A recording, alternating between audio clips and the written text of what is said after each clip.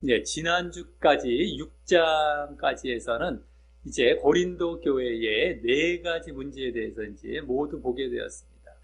1장에 나왔듯이 글로에라는 사람이 전해준 소식에 의해서 알게 된 그 문제들, 네 가지 문제들에 대해서 바울 사도가 이제 가르침과 답변을 해준 것이었는데, 지난주까지 이제 모두 맞춰지면서 일단락된 것이었다라고 하는 것입니다. 그 핵심은, 그 네 가지 문제의 핵심은 결국에는 영과 육의 문제, 또 거룩과 죄의 문제로 귀결되고 있음을 이제 보게 되었었는데, 또 특별히 세 번째와 네 번째 문제에 가서는 그 둘이 어우러져서 함께 보여지고 있었습니다. 영과 육, 또 거룩과 죄, 이게 함께 어우러져서 보여지고 있었죠. 그래서 영은 뭡니까? 이 거룩과 관련이 되고, 육은 또 죄와 관련이 되는 식으로 이렇게 어우러져서 보여지고 있었고, 지난주 음행 문제에서는 그것이 그 성격이 더 짙어져서 나타나고 있음을 이제 보게 되었다라고 하는 것입니다. 그리고 그 중에 영과 거룩 쪽이죠. 영과 거룩. 육과 죄가 아니라, 영과 거룩 쪽이 되어야만 구원을 받는다는 것도 우리가 알 수 있었다라고 하는 것입니다. 자, 오늘부터 이제 6장까지 해서 이렇게 해서 네 가지 문제에 대해서 그러한 이제 핵심도 알면서 맞춰졌고요. 일단락이 되었고, 오늘 7장부터 이제 저 마지막 거의 이제 고린도전서 16장 거기까지 갈 수도 있지만 15장까지 이제 또 새로운 단락이 시작이 되면서, 이제 이번에는 고린도 교인들이 바울 사도에게 질문한 문제가 있습니다. 그것에 대해서 답변하며 가르치는 이제 그 내용으로 넘어가게 됩니다. 전에 서론 때도 말씀드렸듯이, 이 고린도 전서 이전에 이미 고린도 교인들과 편지 왕래가 있었던 것이었는데, 그때 고린도 교인들이 바울 사도에게 여러 또 문제들에 대해서 질문을 했던 것인데, 그것에 대해서 답변하는 내용이 이제 7장부터 15장까지 쭉 나오게 되는 것이죠. 그러니까 1장부터 6장까지도 사실은 뭐였어요? 문제를 이제 가르치고 답변하는 내용이었고, 여기서부터도 또 마찬가지입니다. 이 문제에 대해서 쭉 가르치는 내용인데, 1장부터 6장까지는 글로에라는 어떤 개인이 이제 전달해 주는 것에 통해서 이렇게 가르친 것이기 때문에, 우리가 한마디로 비공식적인 문제라고 할 수 있다면은 7장부터 15장까지는 이제 고린도 교인들이 질문한 거죠. 공식적인 문제라고 할 수 있죠. 그때는 비공식적인 문제, 이번에는 공식적인 문제로 들어가서 이것을 쭉 이제 가르치는 그런 내용으로 계속 이어지게 된다라고 하는 것입니다. 그 중에 이제 오늘 보게 될 문제는 바로 결혼과 이혼 문제가 되는 것입니다. 결혼과 이혼 문제. 근데 이 문제는 지난주에 봤던 음행 문제와 이제 자연스럽게 이어지면서 결혼 문제가 나오게 되고, 또 그와 계속 이어지면서 이혼 문제까지 이렇게 다루게 된다라고 하는 것이죠. 지난주 음행 문제와 계속 이어지게 됩니다. 그래서 그 대상도 이제 미혼자, 결혼하지 않은 이제 미혼자, 그들이 결혼하는 쪽으로 말을 하기 때문에, 그리고 또 뿐만 아니라 이혼에 대해서도 다루기 때문에 이미 결혼했던 기혼자에 대해서도 그 대상이 이제 나오게 되고요. 미혼자와 기혼자 이렇게 크게 나뉘어지는 가운데, 미혼자는 또 초혼이냐 재혼까지 다 이제 다루게 되고, 또 기혼자는 이제 그 중에서 신자 간의 이제 그 기혼자죠. 신자, 두 부부가 신자이냐, 아니면 그 중에 불신자와도 이제 이렇게 함께 있는 그러한 기혼자냐, 이런 것을 또 나뉘어서 그 모든 여러 부류에 대해서 또 이제 답변과 가르침을 주게 된다라고 하는 것이죠. 그래서 그리고 이는요, 모두 믿는 신자들이 처신해야 될 답변이 되는 것인데, 믿는 신자로서 이걸 어떻게 해야 되느냐, 이 다 기준이 그거죠. 안 믿는 자들에게까지 결혼과 이혼의 문제를 지금 말하는 것이 아니라, 믿는 신자가 되는, 믿는 신자에 대한 결혼과 이혼의 문제죠. 그래서 그들에게 결혼뿐만 아니라 뭐 재혼, 또 이혼까지, 또 아까 신자인 배우자뿐만 아니라 불신자인 배우자까지 포함해서 어떻게 처신하고 행동해야 하는지 이제 답변을 주는 것입니다. 그래서 오늘 이제 고린도 교인들이 질문한 첫 번째 문제인 이 결혼과 이혼의 문제에 대한 가르침을 이제 보면서 그에 대한 전반적인 원리도 우리가 이제 더 발견해 가면서 그 가운데에 또 우리에게 주어지는 교훈을 얻도록 하겠습니다. 과연 이 가운데에 무엇을, 어떤 원리로 이제 말을 하고 있는지 우리가 잘 봐야 되겠죠. 그냥 이 내용만 이렇게 어떤 그냥 외우듯이 어떤 법적으로, 율법적으로 뭐 이렇게 하는 것뿐만 아니라 그 이면에 있는 정신, 원리도 우리가 잘 이제 깨달으려고 하면서 이제 쭉 보도록 하겠습니다. 자, 먼저 1절은요. 너희의 쓴 말에 대하여는, 너희의 원래 나에게라는 말이 생략이 되어 있고, 쓴 말이라는 건 쓴 것들, 원래는요, 쓴 것들. 너희가 나에게 쓴 것들에 대하여는 이런 말로 이제 시작이 되는데, 이 말이 이제 고린도 교인들이 바울 사도에게 질문한 것이 있었음을 보여주는 말입니다. 질문한 것이 있었음을 보여주는 말입니다. 쓴 것, 편지한 것, 나에게 편지한 것이 있었던 그것에 대해서, 그 내용에 대해서는 하면서 얘기를 하고 있는 것이죠. 그래서 질문한 것에 대해서 답변하려고 하는 것입니다. 자, 이후로도 이제 앞으로 뭐뭐에 대하여는 이라는 말로 다른 주제로 넘어갈 때 또 사용하게 됩니다. 여기 뭐뭐에 대하여는, 쓴 것에 대하여는, 뭐뭐에 대하여는 이렇게 나오죠. 그래서 우리가 이제 나중에 다른 문제들에 대해서도 뭐뭐에 대하여는 이런 말로써 이제 다른 문제와 주제로 넘어가게 된다라고 하는 겁니다. 자, 그럼 여기서는 먼저 남자가 여자를 가까이 아니함이 좋으나 라는 말로 단도직입적으로 벌써 답변합니다. 남자가 여자를 가까이 하지 않는 것이 좋으나. 자, 여기 가까이라는 말은 원어로 만지지, 접촉하지라는 말이에요. 원래 더 정확하게 만지지, 접촉하지 않는 것이 좋다라고 하는 것인데, 자, 이같이 남자가 여자를 접촉하지 아니함이 좋다라고 답변한 것을 보면 고린도 교인들이 그 말 그대로 남자가 여자를 접촉해도 좋은지 아니면 접촉하지 않는 것이 좋은지 바울 사도에게 질문했던 것으로 볼 수 있습니다. 그대로 그냥. 그러니까 바로 접촉하지 않는 것이 좋다. 이렇게 바로 답변을 딱 들어가죠. 접촉하는 것이 좋습니까? 안 좋습니까? 이렇게 물어봤겠죠? 안 하는 게 좋아. 이렇게 지금 답변이 들어간 거예요. 그리고 그것은 학자들에 의하면 당시의 영지주의 영향으로서, 영지주의는 이제 금욕주의나 쾌락주의로 빠질 수 있었어요. 영적인 것만 이제 너무 강조하고 육은 무시를 해버리기 때문에 무시하는 것에 있어서 쾌락으로 가던가 금욕으로 가던가 이 둘 중 하나로 너무 막 육은 무시를 해갖고 막 살아도 된다. 아니면 육에 대해서 또 절제를 시키고 이러한 금욕으로 가던가 이렇게 완전히 극과 극으로 가는 이러한 것이 이게 이제 발생하게 되었는데 그 영향을 받아서 접촉하면 되는지 금욕주의, 쾌락주의처럼 접촉해도 되는지 아니면 금욕주의처럼 접촉하면 안 되는지 어떤 것이 옳은지 궁금해서 질문했다고 보는 경우가 이제 있습니다. 학자들에 의하면 당시의 영주주의 때문에 이걸 질문했다라고 이제 이렇게 질문했다라고 보는 것이죠. 하지만 그것이 아니더라도 지난주까지의 이 고린도 교회의 네 번째 문제였던 음행 문제나 또 그 전에 두 번째 문제였던 판결 문제에도 엿보였던 또 다른 음행 사건처럼 당시 고린도 지역이 음행이 유행했던 지역이라서 그렇죠?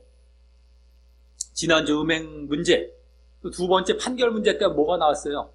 지난주 네 번째 문제인 음행 문제, 두 번째 문제 판결 문제 그 이면의 배경이 뭐예요? 음행 사건이었죠. 그것도 음행 문제가 있었어요. 그것처럼 고린도 지역이 음행이 유행했던 지역이에요. 음행이. 우리 그전부터 계속 말씀을 드렸었죠. 알 수 있었고요. 그래서 그러면 그런 지역에서 우리 고린도 교인들이 어떻게 해야 하는지에 대해서 이 남자가 여자를 아예 멀리 해야 하는지, 이런 지역에서 자꾸 음행이 이렇게 발생하고 유행하는데, 아예 멀리 해야 되는지, 아니면 접촉해도 되는지, 그래도 접촉해도 되는지, 그 지침을 질문한 것으로 이제 볼 수도 있습니다. 굳이 뭐 아까 영지주의 영향을 받아서 질문한 것이 아니더라도요. 그 음행이 성행하는 지역이었기 때문에. 바울 사도가 이미 이전 편지에서, 고린도전서 이전의 편지에서 음행을 조심하라고 가르쳐 주었기 때문일 것입니다. 음행을 조심하라. 음행을 조심하는데 그러면 어디까지 조심해야 됩니까? 뭐 접촉을 해도 됩니까? 뭐 안 해야 됩니까? 뭐 이걸 질문한 걸 수가 있겠죠. 음행을 조심하라고 이미 얘기를 했겠고요. 그래서 전에 이제 두 번째 문제였던 1장부터 6장까지의 그 두 번째 문제가 판결 문제였잖아요.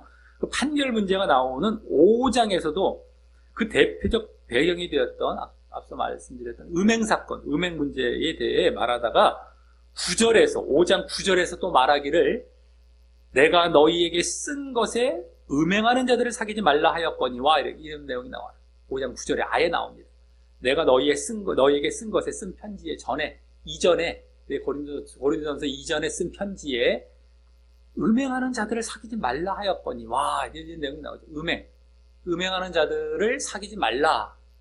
그러면서 그것이 또 아예 불신자까지 사귀지 말라는 뜻이 아니라 신자 중에서 너희들 음행하는 자들이 있다면 교회에서 판결해서 내쫓아야 되는데 너희들 왜 판결 안 하고 있는지 이쪽으로 좀 나아갔잖아요. 그래서 음행하는 자들을 내가 사귀지 말라고 하였거니와 하면서 그런 내용으로 쭉 이제 설명을 더 해 나갈 때 그 말이 나왔었잖아요. 음행하는 자들을 그러니까 음행을 조심시키는 내용이 나왔었죠. 거기서도.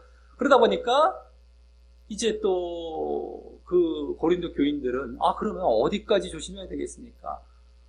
접촉을 가까이 하는 것, 접촉하는 것 이게 되겠습니까? 안 되겠습니까? 라고 또 질문을 할 수 있겠다는 거예요. 그거 다 전반적으로 이제 봤을 때. 그래서 그 말이 5장 9절에서 그 말이 나오는 것이 바로 대표적인 증거가 되겠죠. 자, 그래서 또 오늘 본문은요, 지난주에 음행 사건과 자연스럽게 이어지게 언급하고 있는 것이 되는 것이 그 말입니다. 지난주 음행 사건과, 또 그 두 번째 문제, 그 음행의 문제, 사건들, 이런 것들과 다 좀 이어져서 오늘 이제 남자가 여자를 접촉하는 것, 이런 것을 질문한 것을 이제 답변하는 것. 마침 음행의 문제에 대해서 지난 네 번째 문제로 얘기한 다음에 바로 또 이 음행과 관련해서 남자와 여자를 접촉하는 것에 대해서 쭉 이어가면서 그게 너희들이 질문한 내용으로서의 또 그 접촉의 문제였었죠. 그 질문한 내용으로 쭉 이어가되 그 질문한 내용 가운데 첫 번째 문제는 바로 음행사건과 연관되게 이렇게 바로 그 질문한 내용이 이어지게 답변하고 있는 것이고요. 그러면서 결혼과 이혼 문제로 쑥 넘어가게 되는 겁니다. 자연스럽게, 그죠? 지금 7장부터는 새로운 단락이긴 하지만 그 6장까지 그 마지막 네 번째 문제인 음행 문제와 이어지게끔 촥 넘어가면서 결혼과 이혼 문제로 넘어가는 이러한 모습을 이제 우리가 보게 된다라고 합니다. 자, 그리고 그런 질문에 대해서 결국 이와 같이 여기 지금 뭐라고 답변했습니까? 가까이 하지 않음이 좋다, 접촉하지 않음이 좋다라고 답변하는 것을 보면 음행의 그 범죄를 조심시키려는 것이 됩니다. 음행의 범죄. 지난주까지의 그 음행 문제, 그죠? 음행 문제도 뭐라고 그랬어요? 지난주까지의 음행 문제에 대한 가르침도 그 조심시키는 거였죠. 너희들 조심해라. 그거가 이어지게 여기서도 접촉하지 마라. 자연스럽게 또 이어지잖아요. 그러니까 음행 문제, 음행 사건을, 음행 범죄를 조심시키려는 그런 답변으로 지난주와 이어지게 그대로 답변하고 있는 거예요. 바로 이렇게 너희들 질문한 것, 음행 하나 접촉하지 않는 게 좋아. 음행 그 문제 거기서도 지난주에도 이제 말했던 그 답변과 같이 조심시키는 답변으로 얘기한 거죠. 그리고 자, 하지만 다음 2절에서는 맨 앞에 그러나라는 말이 생략이 되어서 음행의 연고로 남자마다 자기 아내를 두고 여자마다 자기 남편을 두라라고 음행 문제 때문에 이제 결혼을 장려하며 음행 문제 때문에 결혼을 장려하며 오늘 주요 문제인 이 결혼 문제로 이제 이렇게 자연스럽게 들어가게 되는 것입니다. 그래서 지난주 음행 문제와 관련해서 오늘 그 질문에 대해서 이제 쭉 답변하면서 그러면서 또 결혼 문제로 쓱 자연스럽게 이어져 가는 이러한 지금 형태를 보이고 있다라고 하는 것이죠. 자, 물론 이 말에서 결혼의 목적은 전적으로 음행 문제 때문이라고 보면 안 되고요. 음행의 연고로 너희를 결혼하라고 했다고 해서 음행 때문에 결혼에 이제 아예 전적인 목적이 아니다는 거예요. 음행 자체가 결혼의 전적인 목적은 아니라는 것이고요. 지금 음행 문제를 조심시키려고 하고 있는 가운데 한 말이기 때문에 음행 문제도 결혼의 목적 중 하나라는 정도로 봐야 하는 것이죠. 음행 문제를 해결하기 위해서 결혼, 그래서 이제 하는 것도 이게 음행 문제가 결혼의 목적 중 하나인 정도이지 전적으로 결혼의 목적은 음행 문제 때문이다, 이건 아니다라고 하는 겁니다. 혹시라도. 자, 그래서 바울 사도는 앞서 1절과 같이 음행 문제를 조심시키되 당시 고린도 지역이 음행이 유행하는 성격상도 그렇고 해서 그 음행의 유혹을 합법적으로 극복하는 방법을 이제 결혼이라는 방법으로 제시하는 것입니다. 음행은 너희들 조심해야 돼. 근데 그렇다고 해서 또 음행이 성행하는 그런 지역에서 그 음행 문제를 어떻게 합법적으로 극복을 할 것인가? 바로 결혼라고 결혼을 또 제시해주고 있는 것이죠. 합법적으로 극복하는 방법으로서. 자, 그리고 그렇게 함으로 결국 고린도 교인들에게 얻게 하려는 것은 바로 뭡니까?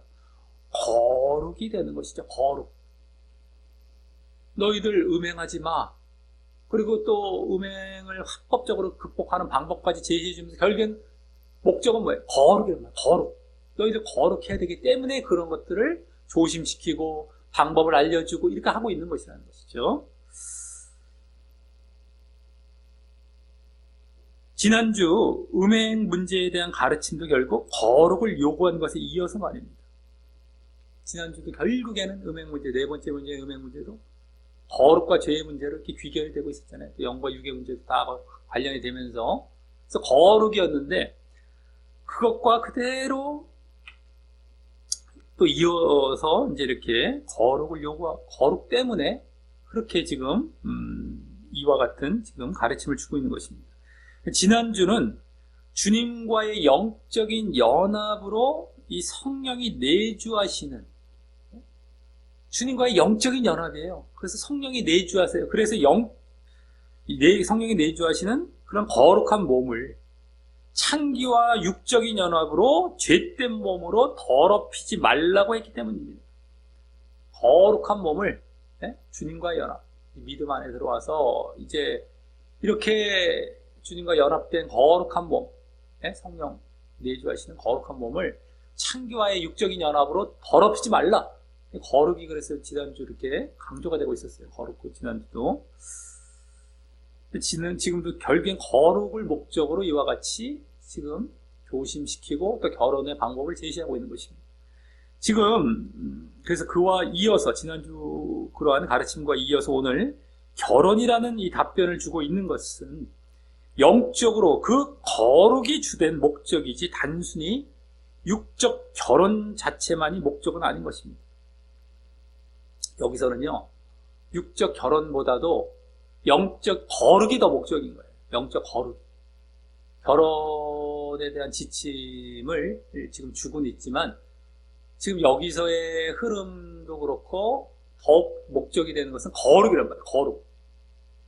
거룩을 목적으로 지금 이 지침을 주고 있다, 이 가르침을 주고 있다는 것을 우리가 봐야 된다라고 하는 겁니다. 그걸 또 빠뜨리고 그냥 우리는 결혼에 대해서 뭐라고 가르치냐 성경 찾아보자 해갖고 그냥 결혼은 그냥 이렇게 해서 그냥 결혼 이렇게 하래 라는 그냥 답만 얻으려고 하는 것이 아니라 결혼과 뭐 이혼은 이렇게 하래 이게 답만 얻는 것이 아니라 그 이전에 거룩이 문제, 거룩이 더 목적이란 말이에요. 거룩을 너희에게 가르치고 그걸 계속 유지해가게 하기 위한 그 가르침으로서 나온 시계 바로 이제 결혼이었다는 거예요.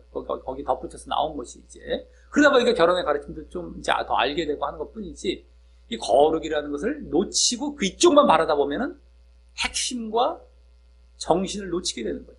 라고 하는 겁니다. 자, 그래서 다음 3절부터 5절은 이제 결혼 생활에 있어서 그러한 음행 문제를 예방하기 위해서 부부간에 보여야 할 의무에 대해서 이제 가르치게 됩니다. 음행 문제를 예방하기 위해서요.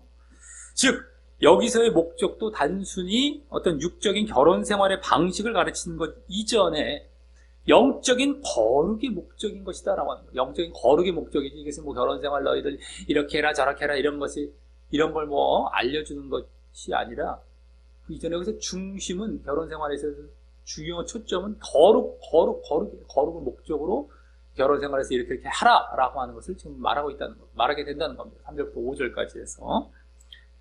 자, 그래서 먼저 3절은 남편은 그 아내에 대한 의무를 다하고 또 아내도 그 남편에게 그렇게 할지라라고 하는데, 이때 의무를 다한다라는 말은 다른 말로 빚을 보상한다. 빚을 지불한다, 보상한다라는 말인데, 그것이 무슨 뜻인지는 다음 4절을 보면 아내가 자기 몸을 주장하지 못하고, 주장한다는 것은 권위를 바라지 못하고, 4절을 잘 보시기 바랍니다. 지금 3절과 이어서 지금 4절을 계속 잘 보셔야 돼요. 아내가 자기 몸을 주장하지, 권위를 바라지 못하고, 권위를 바란다는 거예요. 주장하지, 뭐 같은 말입니다. 못하고, 오직 그 남편이 하며, 또 남편도 이와 같이 자기 몸을 주장하지 못하고, 오직 그 아내가 하나니라는 말에서 이제 보여준다라고 하는 겁니다. 의무를 다한다는 것이 어떤 것인지가 4절에서 보여줍니다.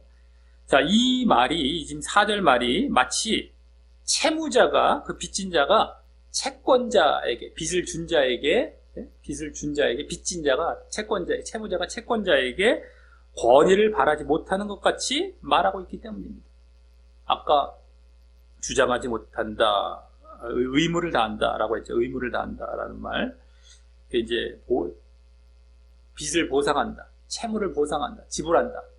이야기했던 것이죠. 근데 이 4절에서 마치 그렇게 채무를 보상하는 듯한, 채무자가 채권자에게 마치 빚져있는 이런 느낌으로 말하고 있잖아요. 다 빚져있기 때문에 주장하지 못하고 권위를 절대 바라지 못해. 그렇게 다 채권자가 채무자를 딱 이렇게 하고 있듯이 그렇게 지금 말하고 있기 때문입니다. 그러니까 이게 이제 의무를 다한다라는 말이 무슨 의미인지가 이 4절에 이제 그대로 그와 연관해서 말하면서 보여지게 된다라고 하는 것입니다. 자, 그리고 이 말은 그렇다고 서로 배우자 간에 꼼짝 못하게 하는 것을 말하는 것이 아니라요. 남편이 아내를 몸을 갖다 막 꼼짝 못하게 하는 것을 말하는 것이 아니라 배우자가 아닌 다른 이성에게 몸을 내줘서는 안 된다는 것을 의미하는 것입니다.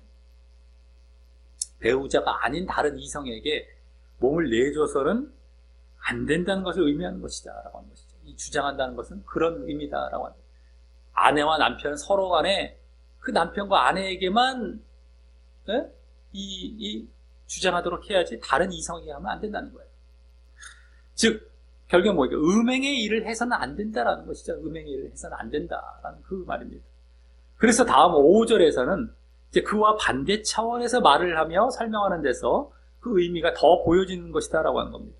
먼저 거기 서로 분방하지 말라라는 말은 원어상 더 정확히 서로 가짜로 물러서지 또 속여서 빼앗지 말라라는 거예요. 가짜로 속여서 이렇게 물러서고 막 이렇게 피하고 이러는 거죠.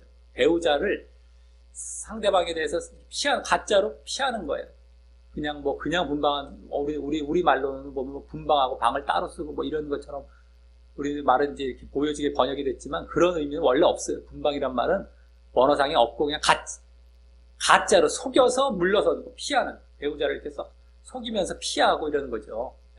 그러지 말라라는 것입니다.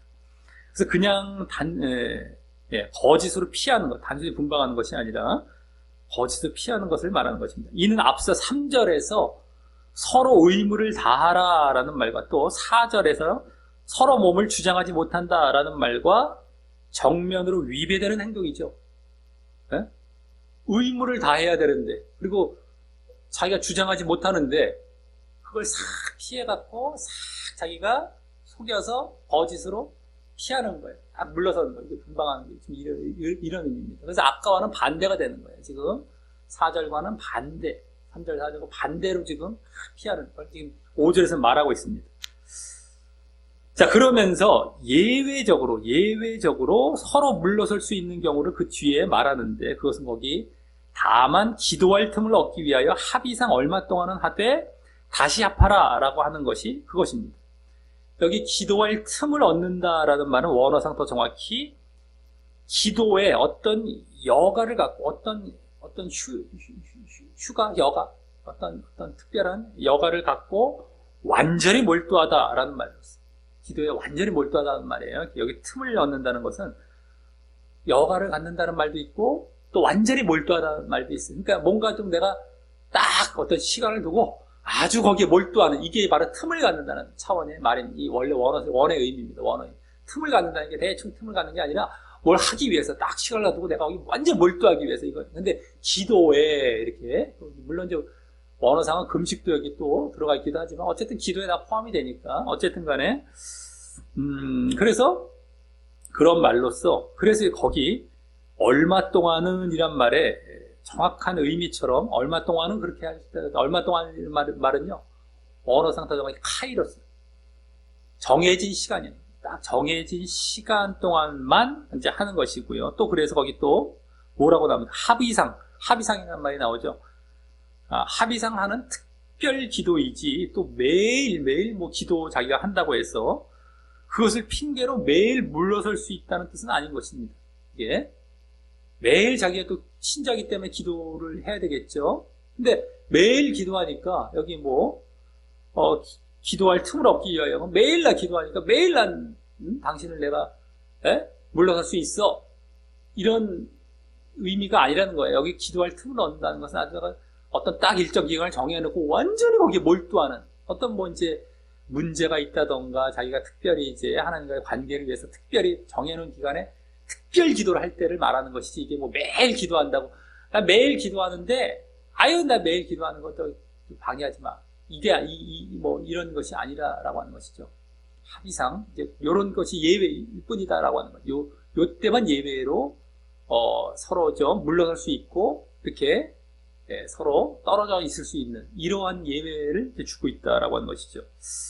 자, 그리고 여기서 이제 아무리 육의 문제가 중요하다고 할지라도 영의 문제 앞에서는 양보해야 한다는 사실을 또 읽을 수 있죠. 기도라는 영의 문제 때문에 서로 간에 이렇게 갈라질 수 있다라고 하는 것은 이 육의 문제도 중요하지만 영의 문제 앞에서는 양보를 해야 되는 것입니다. 영의 문제를 넘어설 수 없는 게 육의 문제라는 것도 여기서 엿볼 수 있다라고 하는 것입니다. 아주 영의 문제가 없을 때는 이제 육의 문제에서 이렇게 해결을 해 나가야 되지만 자기들끼리, 근데 영의 문제가 거기 들어온다면 그것은 양보를 해줘야 돼. 그것까지 초월해서 너희들 절대 육의 문제 이걸 하면 안 돼, 이런 것이 지금 아니다라고 하는 거예요. 그만큼 영의 문제는 다른 그 여러 가지 이제 우리가 예외를 줄 수가 있다 할지라도 그 예외가 다른 예외가 아니라 영의 문제이기 때문에 예외가 있는 것이지, 다른 걸로 육의 문제가 다른 육의 문제로 예외를 두는 것은 없습니다. 지금 영의 문제로만 예외를 두고 있죠. 그만큼 영의 문제가 더 중요한 것이고요. 자, 그리고 그 사실은 그동안의 고린도전서의 흐름과도 일치하는 사실이고 말입니다. 계속 영적인 것이 중요하다는 것이 그 이면에 계속 보여지고 또 직접 말도 되어지면서 보여지고 있었지 않습니까? 영과 육의 문제. 그것도 계속 흐름과도 일치하면서 이게 또 말해지고 있는 것입니다. 예배를. 자, 그런 다음, 이는이라고 하면서, 그렇게 물러서지 말고, 이제 합해야 하는 이유를 말하며, 앞서 3절, 4절에서 서로 의무를 다하고 서로 몸을 주장하지 못하는 이유로서도 이제 직접 말하는 것은요. 그렇게 물러서지 말고 합해야 하는 이유이자, 아까 3절, 4절에서 나왔죠. 의무를 다하고 서로 몸을 주장하지 못하는 그런 이유로서도 이제 직접 말하는 것이 되는데, 여기 이제 이는 하면서 바로 너희의 절제 못함을 인하여 사단으로 너희를 시험하지 못하게 하려 함이라 라고 바로 음행의 이유를 말하고 있는 것입니다. 음행의 이유. 의무를 다하라. 아까 서로 몸을 주장하지 못한다. 그리고 그래서 합해야 된다. 물러서지 말고 합해야 된다. 잠깐 기도할 때 빼고는 어쨌든 너희들 아주 특별 기도할 때 빼고는 계속 합해야 되고 의무를 다해야 되고 너희들 뭡니까? 뭡니까? 몸을 주장하지 못 서로 몸을 주장하지 못. 왜? 바로 음행의 이유 때문이라는 거예요. 여기 사단의 시험이죠. 절대 못하면 사단으로 너희를 시험한다. 자, 여기 사단의 시험에 대해서는 앞서 2절에서 직접 음행이라고 말하고 있었고요. 음행의 연고로 할 때 음행. 바로 2절에 나왔어요. 음행이라는 말이. 그리고 1절에서 남자가 여자를 가까이 하는 것으로 말하고 있었는데 그것을 의미하는 말입니다. 그 음행 이유로 바로 너희들 이제 부부간에는 늘 이제 가까이 해야 되는데 계속 피하면은 자꾸 다른 여자를 가까이 하는 쪽으로 나아가게 된다는 거예요. 그 음행이라는 말이 나왔지 않습니까? 그러니까 그게 사단이 또 시험하는 그 모습이 되는 거죠. 그렇기 때문에 너희들 절대 그렇게 갈라서는 안 되고 물러서는 안 된다는 거 서로 간에. 그러면서 그 음행이 여기 사단의 시험, 뭐 다른 말로는 마귀의 유혹, 시험이란 말이 유혹이고 사단은 마귀. 그러니까 마귀의 유혹이라고 말하고 있는 것을 보면 음행은 결국 마귀의 꾀임, 유혹에 넘어가는 일이라는 것이고요. 음행은 마귀가 막 꾀는 일이에요. 결국에 넘어가게 되는 것입니다. 그래서 그로 인한 결국엔 뭐예요? 마지막은 결국 멸망임도 암시하고 있는 것입니다. 그 음행을 보여서 안 되는 거예요. 그러니까 너희들은 음행을 정말 보이지 말아야 되는데, 그래서 가까이 하지 말아야 되는데, 그것을 또 어렵다고 해서 해결할 수 있는 방법은 결혼이야. 그럼 결혼의 의무를 잘 해나가야 돼, 너희들. 이거죠. 결혼의 의무를 잘 해나가. 왜냐면 잘못해서 너희들 마귀의 게임에 넘어가서 음행을 하면은 너희들 멸망으로 나가는 거기 때문이야. 이런 얘기죠. 그만큼 정말 부부간에 정말 물러서지 않고 결혼 생활을 어떻게 해야 되는지에 대해서는 다 그 음행의 문제, 거룩의 문제로 지금 말하고 있다는 거예요. 거룩의 문제 때문에. 그래서 너희들 멸망하지 않고 마귀의 게임, 사단의 속임이에요, 이게. 그럼 너희들이 마귀의 게임에 넘어가지 않도록 그것을 피할 수 있고 그것을 대책을 세워야 되는데 그게 바로 결혼해서 너희들 의무를 결혼을 하고 또 결혼한 상태에서 또 의무를 다하고 결혼을 했는데 의무를 다하지 않아도 안 된다는 것이죠. 그러니까 그것으로 저기 제시하고 있는 것이 바로 오늘 지금 첫 번째 이 결혼에 대한 가르침에서 지금 말해주고 있다라고 하는 겁니다. 자, 그래서 2절부터 이제 여기까지는 결국 음행의 유혹을 합법적으로 극복하며 거룩을 유지하는 방법으로서 결혼을 제시하며 그래서 또 결혼 후에도 배우자 서로 간에 다른 이성에 대한 음행의 유혹에 넘어가지 않도록 서로 의무를 다하라라고 했다면 다음 6절에서는 그러나 내가 이 말을 하면 권도요 명령은 아니라 하며 권도라는 말은 이제 양보, 허락, 약간 이제 권면, 이렇게, 약간 이렇게 그런 거죠. 너희들에게 이렇게 명령보다는 이제 약한 그런 이제 어떤 권도 정도로 이제 여기 지금 우리는 말 이렇게 나왔는데 양보, 이제 이렇게 하라고 권유하는 이런 것이죠. 그 계명은 아니라라며 지금까지 말했던 결혼을 그게 아주 의무적으로 완전히 이렇게만 해야 된다라고 강요하는 것은 아니라고 합니다. 이는 앞서 2절에서 음행의 연고로라며 지금 음행을 배경으로 하고 있기 때문에 하는 말이죠. 음행을 배경. 결혼 자체가 의무가 아니라는 말이 아니라요. 결혼은 그러니까 너희들 이거는 그냥 저거 하는 거니까 결혼 안 해도 돼 이런 것이 아니라 음행이 배경인 가운데에 그 결혼이에요. 결혼이라도 그냥 결혼이 아니라 음행을 배경으로 한 음행의 문제를 해결하기 위한 그것을 극복하기 위한 차원에서의 결혼에 있어서의 너희들 이것은 명령은 아니다라는 것이지 예? 그냥 무조건 결혼은 명령이 아니다, 의무가 아니다. 그러니까 결혼 안 해도 돼. 넌 독신이 더 좋아. 뭐 무조건 이걸 얘기하는 것이 아니라는 거. 음행이 배경이 된 상태에서의 결혼이냐, 독신이냐 이거지.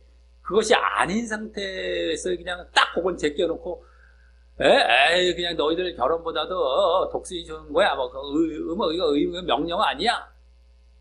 라는 차원이 아니라는 거예요. 음행을 해결하는 차원에서 지금 결혼을 얘기하고 있기 때문에 그 해결하는 차원에서 결혼을 얘기한 것에 대해서 그 음행을 해결하는 차원에서 이 결혼이 꼭 명령이고 이것만이 해결법이 아니고 이것만이 꼭 의무는 아니다. 이런 차원이라는 것이죠. 자, 그래서 다음 7절은 맨 앞에 왜냐하면 이라는 말이 생략돼요. 나는 모든 사람이 나와 같기를 원하노라 라고 하는데 이는 단순히 바울 사도와 같이 독신이 되기를 원한다라는 의미가 아니라 모든 사람이 나와 같이 독신 말하는 거거든요. 막 바울 사도의 독신 나와 같기를 원하노라라고 하는데 이는 단순히 바울 사도 같이 독신이 되기를 원한다는 의미가 아니라 음행 문제에 있어서 결혼하지 않더라도 바울과 같이 잘 극복하며 지낼 수 있다면 그것도 좋다라는 것입니다.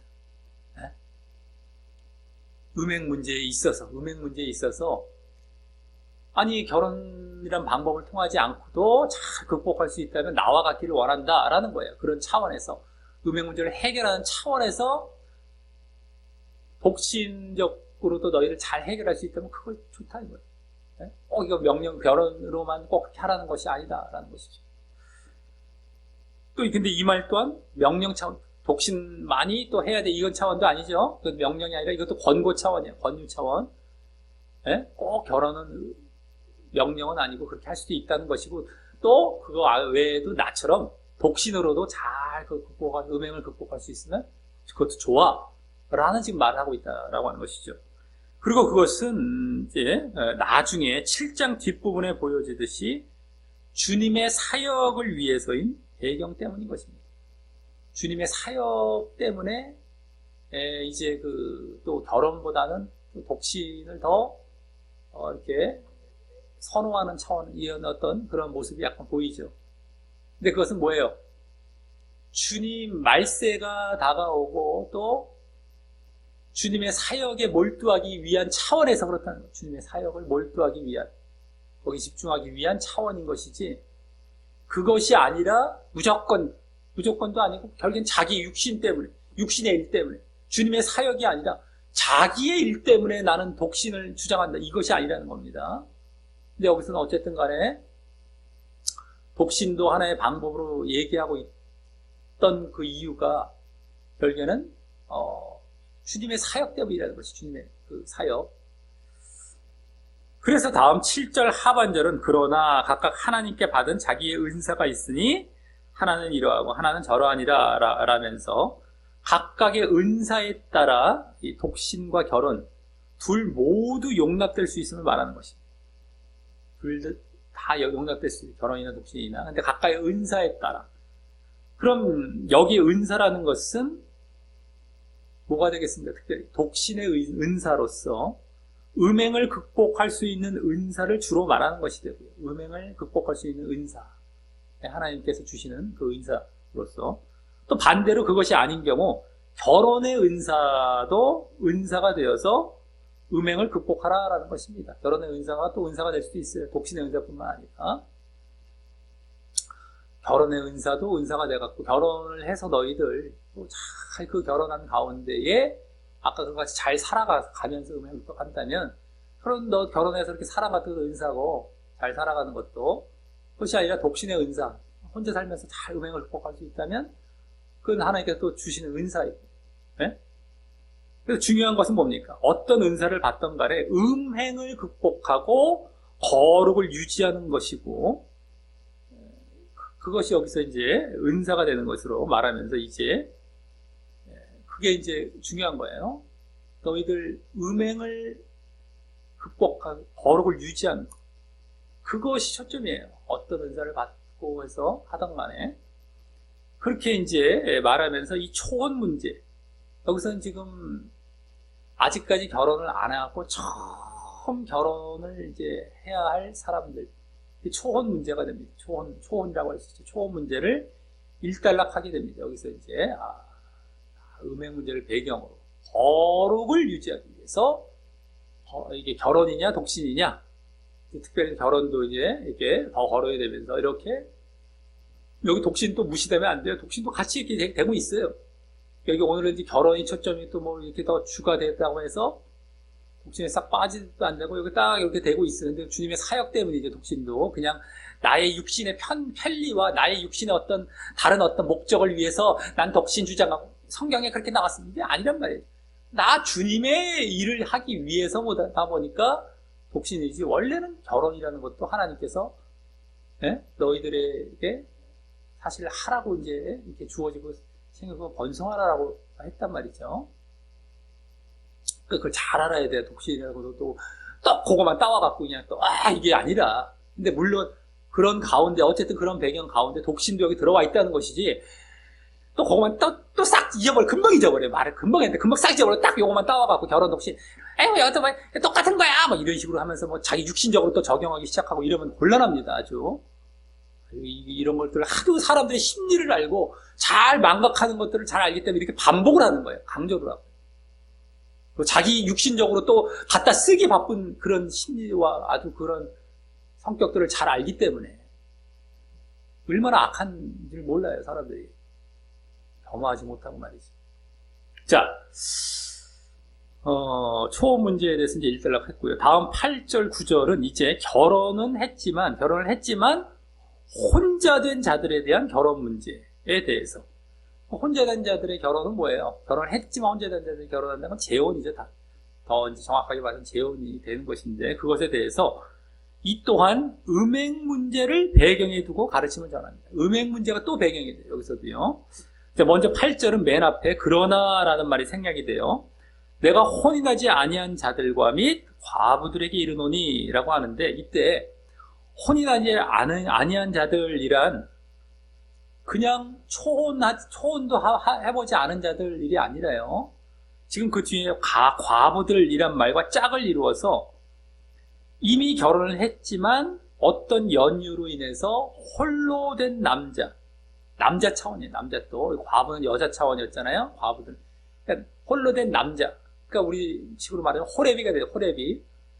호레비인데 이후 재혼을 안 하고 있는 자들을 말한다고 할 수 있습니다.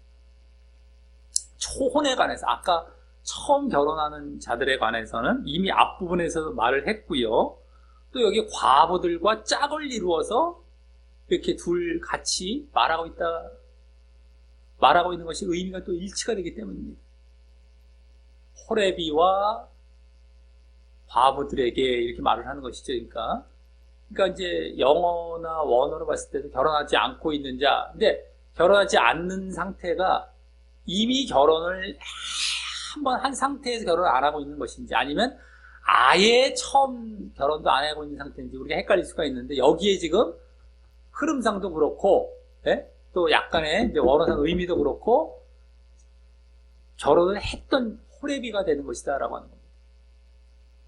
자, 그들에게는 다음 나와 같이 그냥 지내는 것이 좋다라고 합니다. 나와 같이 그냥 지내는 것이 좋다. 거기 잘 보시기 바랍니다. 이는 방금 7절 상반절과 동일한 말인데 7절 상반절과 동일하죠. 나와 같이 그냥 지내는 것이 좋다. 독신처럼. 그래서 그때처럼 또 뭐 때문에 그런 것이겠습니까? 주님의 사역 때문이죠. 주님의 사역 때문에 이와 같이 독신으로 지내는 것이 좋다라고 하는 것입니다. 그리고 이 말에서는 바울이 이미 결혼했다가 지금 어떤 연유로 인해서 홀로 됐다고 보는 경우가 이제 이 말에서 이제 많이 생기게 됩니다. 나처럼 홀로. 그러니까 바울이 독신이지만 결혼도 아예 안 한 사원의 독신이냐?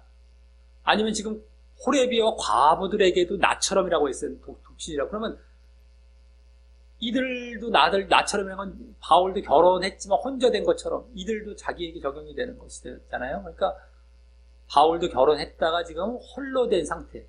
바울이 결혼했느냐 안 했느냐 이런 학자들의 의견이 있단 말이죠. 근데 이런 말들 속에서 바울도 결혼을 했다가 지금 어떤 연유로 인해서 홀로 된 것일 것이다 라고 보는 경우가 이제 여기서 또 생기게 된다라고 하는 겁니다. 그래야 또 지금 바울 사도가 오늘 본문에서 결혼에 대해서 쭉 가르치는 것에 대한 권위도 이제 있게 되죠. 결혼도 안 해본 자가 무슨 뭐 결혼에 대해서 막 논하냐? 이렇게 또 우습게 볼 수도 있는데 그렇지 않지 않습니까? 결혼도 해봤기 때문에 다 권위가 실리고요. 또 예수님을 믿기 전에 바울 사도는 철저한 바리새인이었죠. 근데 그랬다면은 당시 규례상 결혼을 했었어야 했다는 것이 또 다른 근거입니다. 반드시 바리새인들은 결혼을 했었어야 됐어요. 그런 것들을 봐도 분명히 결혼했을 것이다 라고 합니다. 또 뭐 베드로나 이런 자들에게 누구는 아내를 데리고 다닐 권위 없느냐 뭐 이런 얘기도 하잖아요. 자기도 아내가 있었고 뭐 어떻게 지금 있기 때문에 그런 말을 할 수 있는 것이죠. 어쨌든 간에 여러 가지 보면은 바울도 결혼을 아예 안 해본 건 아닐 것이다라는 것이 추측이 돼요. 근데 여기 말들에서 이제 더 벌써 또 엿보여지게 되죠. 여기서도. 근데 어쨌든 간에 그냥 홀로 있는 것이 좋다는 것입니다. 홀로 있는 것이 좋다는 거예요. 어쨌든 간에 그냥 지금 과부들이나 호레비들한테는요. 하지만 다음 구절은 맨 앞에 다시 그러나라는 말이 생략이 돼요.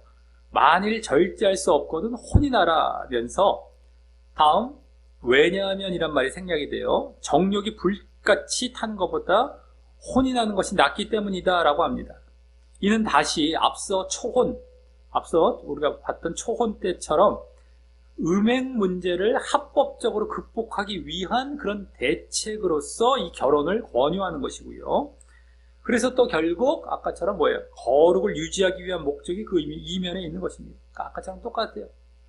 음행 문제를 합법적으로 극복하기 위해. 그래서 결혼을 권유하는 것이죠. 그러니까 아까 초혼이나 재혼이나 다 그런 거예요. 그래서 또 거룩을 유지하기 위한 목적 똑같은 것이고요. 여기 절제할 수 없거든. 정욕이 불길같이 타는 것보다 그래서 다 결국에는 거룩을 유지하기 위한 것이다 라고 하는 거예요. 거룩. 그리고 이때 앞서 그냥 홀로 지내는 것은 뭐예요? 절제할 수 있어야 하는 은사가 필요함도 보여지죠. 절제할 수 없거든 이랬잖아요. 그러니까 홀로 지내라. 절제할 수 있거든 이거죠 원래. 그러니까 절제할 수 있거든 홀로 지내라 라고 하는 것이기 때문에 절제할 수 있다는 것이 아까 은사를 받았다 할 때 각각의 은사를 얘기할 때 이제 음행 문제를 극복할 수 있는 그러니까 이제 다른 말로 절제할 수 있는 이 말이 여기 된다는 것이 여기서 또 보여주고 있다라고 합니다. 절제할 수 있는 것이 은사구나. 자, 그리고 그래서 여기까지는 미혼자가 됩니다. 물론 이제 재혼자는 이미 결혼도 했던 자라고 볼 수 있겠지만 앞으로 결혼을 기다리거나 앞으로 또 이제 해야 할 수 있는 그런 여지가 남았다는 차원에서 미혼자에 다 묶어서 봤을 때에 미혼자의 그 초혼과 재혼에 대해 음행 문제와 관련하여 거룩을 유지하기 위한 그런 결혼의 지침을 가르쳤다면 어떤 명령보다는 이건 지침 차원입니다. 지침. 권유하고 권고하고 지침을 준 거예요. 이제 그 음행 문제와 또 관련해서 거룩을 유지하는 차원에서 거룩을 유지하는 것 자체는 어떻게 돼요? 이거는 지침이라기보다는 이거는 사실은 진리고 핵심이죠. 근데 그것을 위해서 이렇게 저렇게 할 수 있어요. 이렇게 한다는 거지. 요건 변할 수 없어요. 요것까지도 지침인 건 아니고 요 거룩을 유지하기 위한 그런 여러 가지 이제 방법들 독신이냐 결혼이냐 독신이냐 재혼이냐 이렇게 이제 가르친 것이죠. 지침을 가르쳤다면 다음 10절에서 16절 마지막 16절까지 해서는 이제 이미 결혼한 자들 기혼자들이죠. 그 기혼자들에 대한 지침을 가르치는데 여기서는 음행 문제는 이미 앞에 포함되어서 그런지 그보다는 이제 이혼에 초점을 두고 가르칩니다. 음행 문제가 아까 배경이 됐잖아요, 지금까지는. 그래서 그걸 어떤 극복하기 위한 차원에서의 이제 이렇게 뭐 결혼, 뭐 재혼, 뭐 이렇게 또 이런 얘기를 하고 있었지만, 이제는 그건 싹 앞에서 미혼자들 쪽에 다 이제 이렇게 해당하는 쪽으로 가고요. 이미 결혼한 자들, 그건 이제 이미 결혼한 자들은 어땠어요? 그게 이제 해결이 되고 있는 상황이 되겠죠. 그 때문에 그들에게 문제는 뭐예요? 이혼 문제가 이혼 문제. 이혼 문제. 아까 결혼하라고 했기 때문에 음행 문제를 해결하기 위해서 결혼했어요. 그럼 결혼한 자들에게는 이제 음행 문제보다도 이혼 문제가 배경과 초점을 두고서 이제 말을 하게 된다는 거예요. 여기서 기혼자들에 대해서는. 자, 먼저 여기서 10절 맨 앞에는 그러나 내지 이제라는 말이 생략돼요. 혼인한 자들에게 내가 명하노니 이라며 이제 이미 결혼한 그 기혼자들을 이제 언급합니다. 결혼한 자들, 이 혼인한 자들 언급하는데 다음 괄호 안을 보면 명하는 자는 내가 아니요 주시라 주님이시라 라고 하여 주님은 예수님이죠. 그래서 예수님께서 가르치신 내용을 근거로 이제 가르침을 보입니다. 자, 그것은 다음 바로 여자는 뭡니까? 그 가르침은 바로 다음 여자는 남편에게서 갈리지 말고, 갈린다는 것은 떠나가지 말고 끊지 말고 이런 거예요. 남편을 떠나가고 남편을 끊어버리는 이런 것을 얘기하는 거예요. 정확히 원어상으로는요. 여자는 남편을 끊어버리고 떠나가고 하지 말고 다음 11절 하반절로 가서 11절 하반절로 또 넘어가서요. 남편도 아내를 버리지 말라. 거의 같은 차원의 말인데 여기 버리지라는 말은 원어상 더 정확히 보내지, 포기하지 말라 이런 거예요. 보내지 말라. 아까 여자는 떠나가고 남자는 포기하고 이러지 말라는 것이죠. 약간 다르죠. 의미가 약간 비슷하면서도. 그럼 바로 결국엔 뭐예요? 그게 다 이혼과 관련된 것입니다. 이혼과 관련된 거. 네? 떠나가는 갈리고 이게 다 지금 이혼과 관련해서 지금 이제 말을 해주고 있어요. 자, 이는 예수님께서 어떻게 가르치셨습니까? 결혼에 대해서 음행한 연고 외에 이혼치 말라라고 하신 가르침과 일치하죠. 결국엔 이혼을 허락하시지 않으셨습니다. 음행한 연고 외에는 이혼하지 말라.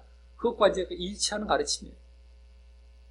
이는 좀 이따가 이제 좀 이따가와 이제 비교해 보면요. 부부 둘 모두 신자인 경우로서 둘 모두 신자, 그렇죠? 믿는 신자일 경우 이렇게 이혼하지 말라라는 거예요. 둘 다 믿는 신자일 때. 또 음행도 앞서 가르치기도 했고 해서 음행도 앞서 가르쳤어요. 그래서 음행도 이제 하지 않은 경우가 되는 것이라서 아까 음행에 대해서 가르치고 이제 그것까지 극복하면서 결혼한 자들이 되는 것이죠. 그러니까 음행의 연고 외에 이혼하지 말라고 하는데 음행을 안 하고 있는 상태라고 이제 여기서 지금 전제가 되게 되는 거죠. 그래서 음행도 없이 그냥 믿는 신자의 부부 이혼하면 안 돼. 이렇게 지금 말하고 있는 거예요. 그러니까 주님의 명령이 주님의 가르침이야. 예수님께서 가르친 그대로 이것을 나는 지금 너희에게 말해주고 있다. 그렇죠? 음행한 연고도 없어요, 지금 현재. 그리고 이혼하지 말라. 떠나가지 말고 포기하지 말고 이러면서 이혼하지 말라. 이렇게 얘기하고 있는 겁니다. 그래서 11절 상반절 이제 그 앞에 11절 상반절 괄호 안에 말한 만일 갈릴지라도 그냥 지내든지, 그냥이란 말은 원어상 더 정확히 결혼하지 않은 채, 그러니까 재혼하지 않은 채 이런 거죠. 재혼하지 않은 채 갈릴지라도 재혼하지 않은 채 지내든지 다시 그 남편과 화합이라는 건 뭐 화목, 더 정확하게 화목이라는 말 뭐 같은 말입니다. 다시 화합하도록 하든지 하라 하는 것도 부부간의 하나된 상태를 유지하라는 차원의 명령이라고 할 수 있고요. 혹시나도 갈려져 있는 상황일지라도 다른 사람한테 재혼하지 말고 그냥 지내다가 웬만하면 다시 화합해 이거예요. 그러니까 결국에는 부부간의 하나된 상태가 그걸 유지해 나아가라는 거예요. 너희들 혹시 갈릴지라도. 특히 앞서 초혼 재혼 때와는 달리 이번에는 지침이 아니라 명령으로 말하고 있다는 것도 잘 봐야 됩니다. 아까 지침 차원이었고 여기 명령이에요. 명령. 반드시 그렇게 해야 된다는 거예요. 그러니 신자 간에는 혹 신자 부부 간에 혹 별거의 형태가 있더라도 갈릴지라도 떨어져 있을 수는 있을지라도 재혼은 하지 말고 있던가. 서로 간에 재혼은 하지 말아야 돼요. 다른 사람에게 또 결혼하거나 재혼을 하지 말고 있던가. 또 그러다 빨리 다시 화목의 상태로 봉합하는 것이, 회복되고 봉합하는 것이 주님의 명령에 합당한 것이 되는 것이고, 이게 명령입니다. 명령. 또 그래야 어떻게 되는 겁니까? 구원받게 되는 것이죠. 그렇기 때문에 주님의 명령에 순종해서 그대로 구원으로 나아가는 것입니다. 그러니까 여기서 이제 바울 사도는 조금 더 추가가 되긴 했어요. 이혼하지 말라라는 예수님의 가르침에다가 혹시라도 관리전 상태가 있다. 이건 뭐 별거가 됐던 이혼이 됐던, 별거와 이혼은 중요한 게 아닙니다. 일단 그럼 법적으로 처리를 했느냐 안 했느냐의 차원이지, 어쨌든 떨어져서 갈려져 있다는 상황이 중요한 것이지, 별거 했냐 나라에 그걸 기록해 갖고 이혼했냐, 그건 중요한 게 아니야. 어쨌든 자기들이 떨어져 있은 게 둘 다 한마디로 별거 상태가 되는 것이죠. 이혼이라고 얘기할 수도 있지만, 그럴지라도 이제 뭡니까? 그대로 있으면. 그러니까 그러면서 빨리 너희들이 잠깐은 떨어져 있었을 수도 있지만 빨리 다시 하나가 되라는 거예요. 그랬다면 너희들은 어떻게 됩니까? 그 더 넓은 차원에서의 이제 이혼하지 말라라는 그런 지금 가르침을 바울 사도도 주고 있는 것입니다. 다른